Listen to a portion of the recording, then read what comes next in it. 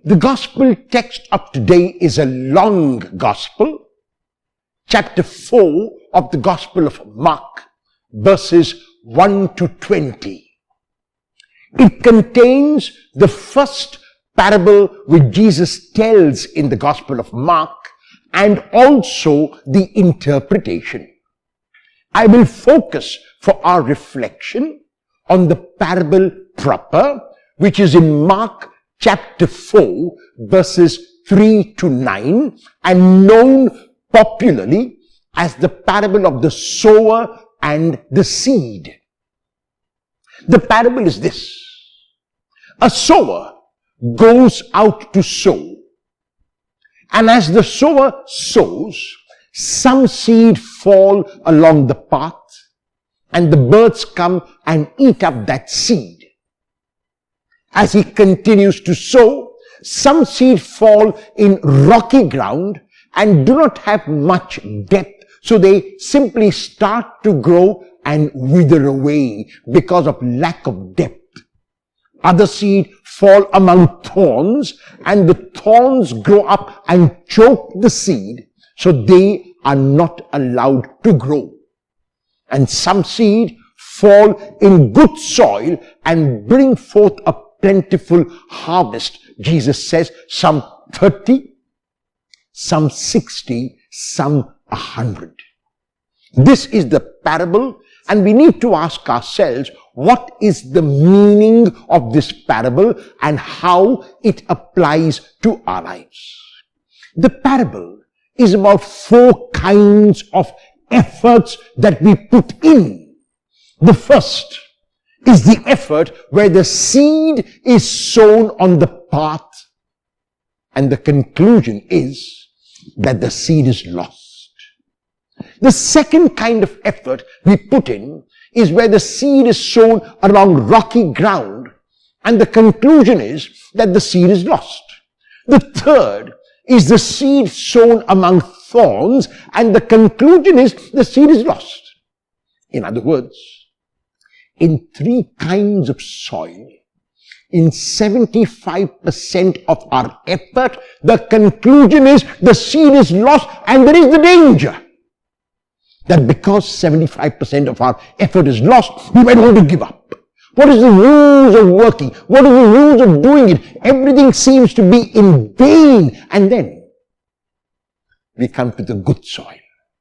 And in the good soil, the gain is 30, 60, 100.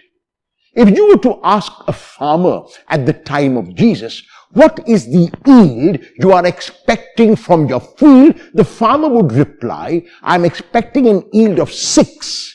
Or, if the rains are good and God is gracious, 8. 6 or 8.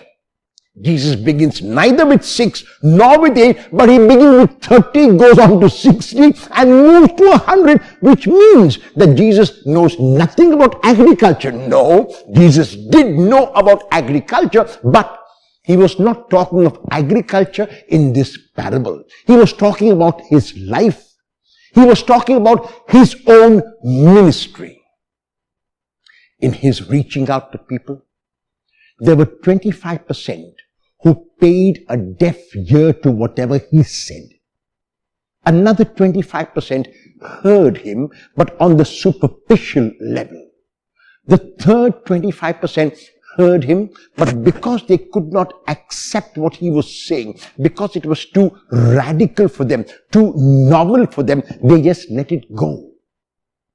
There was only 25% made up of his disciples and others who heard his word, who took on what he said as his mission and continued that mission.